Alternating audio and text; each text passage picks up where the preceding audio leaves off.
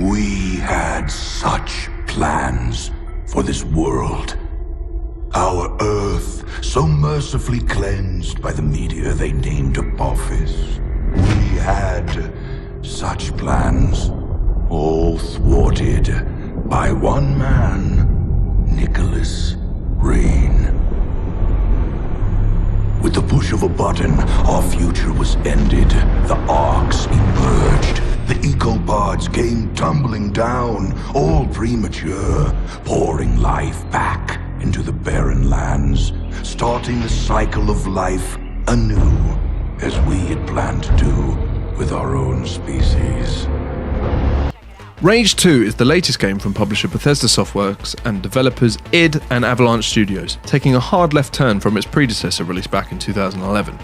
On the surface, Rage 2 is just another open-world FPS with some RPG mechanics thrown in, and to be fair, that is mostly the case. You start the game in the middle of an attack, introducing you to a pretty generic story, complete a series of different objectives across the map so you can upgrade your abilities, weapons, vehicles, and more. However, that isn't why this game stands above most single-player FPS games of the modern era.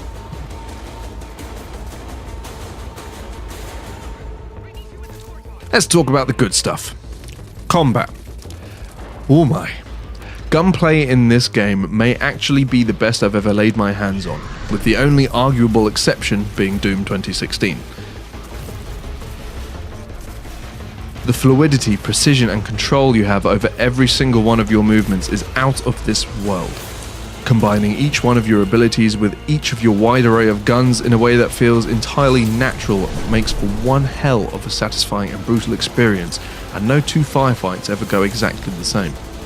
If you like to sit back, relax and pick off your enemies one by one, I'm sorry, but you are going to get destroyed. Rage 2 is built and designed in such a way that it forces you to be right in the thick of the action, with each enemy you kill dropping resources that restore your health, completely vanishing if you don't pick it up within a few seconds.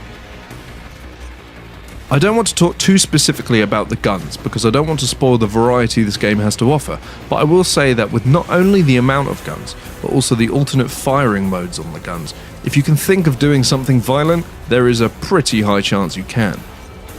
Do also have to point out that the shotgun in Rage 2 is utterly outrageous in the best way possible.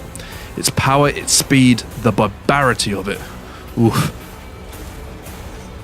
Vehicular combat is not even close to being on the same level. It's quite literally an auto-lock and hold L1/LB until dead, making it insanely difficult to actually drive at the same time. Incredibly generic, but thankfully apart from a single 5-minute segment, it's totally optional.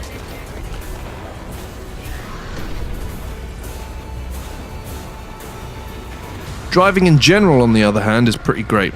I was very concerned about the driving going into this, as it's very hit and miss, but Avalanche smashed this portion of the game. It doesn't reinvent the wheel by any stretch of the imagination, but given the amount of time you spend ragging around in a variety of vehicles, it's a good thing it's so easy to control, with a strong roster of cars, bikes, minicopters, etc. to get you around the expansive open world. Speaking of the open world, I'm going to dive into that. I've bizarrely mixed feelings about it. It is a beautiful looking world. Each region mixes up the landscape between deserts, overrun cities, swamplands and forests, but on the other hand it's totally barren. With the exception of one major town in each region, there are quite literally no other people around. Sure, you get convoys, races, goon camps and the like dotted around the map for you to check off your list, but in between, it's a dead world. There are also some pretty glaring problems with pop-in and draw distance, but personally I'm going to chalk that up to the game development being ahead of console capability.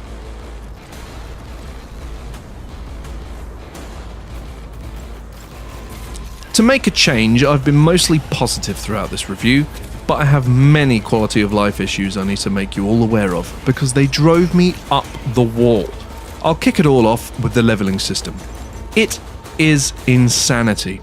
You can upgrade and level up everything.